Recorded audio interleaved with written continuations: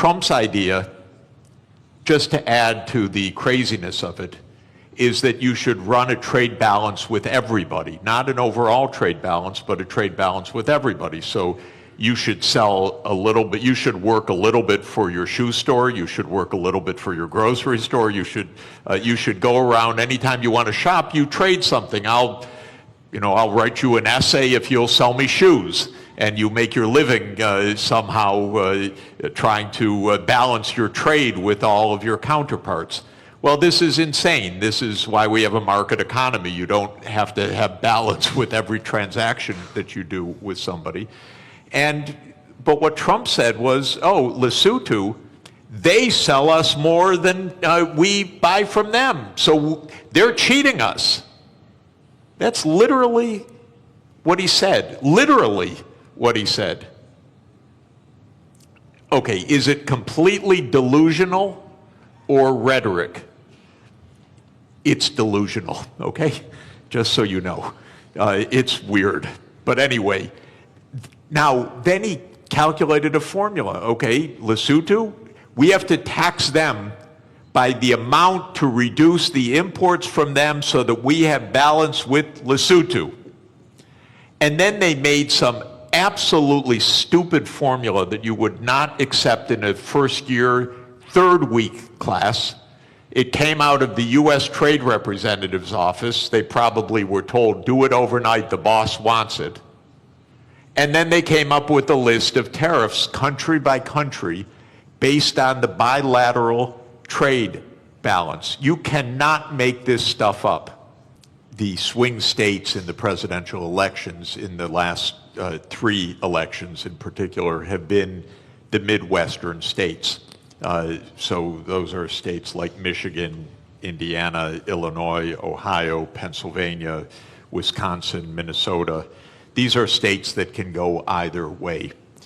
And those states did suffer a decline of employment in manufacturing, not only or even mainly because of trade, but also heavily because of automation over the last 40 years.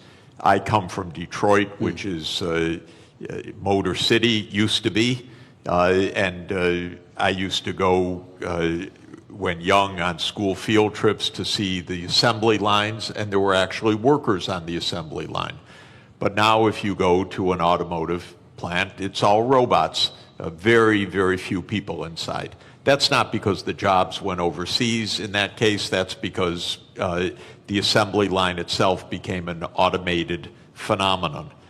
So Trump is giving an answer to those swing states. It's China's fault. It's Mexico's fault. It's Lesotho's fault. What the minister said is really important, that when he said that trade benefits the economy, but it could hurt some sectors. And what you do is not stop the trade, but you make sure that you pull everyone along, maybe in a regional policy, or maybe in job reskilling, or maybe in some other kind of public investment or education policy. Here's where the US really failed over the last 40 years.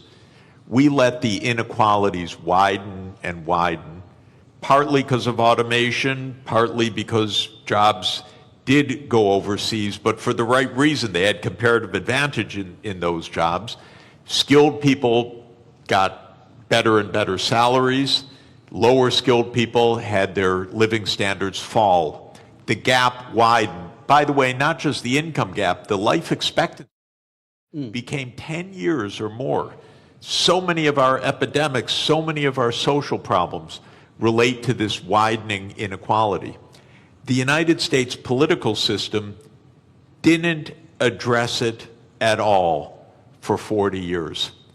And that comes to what I mentioned, the corruption of the political system. When candidates of both political parties are paid by rich donors for their reelection campaigns, and both parties then become the agents of tax cuts and no really addressing the social conditions, you end up with a Donald Trump coming in and selling a pseudo explanation, it's all China, and selling a pseudo remedy, a trade war.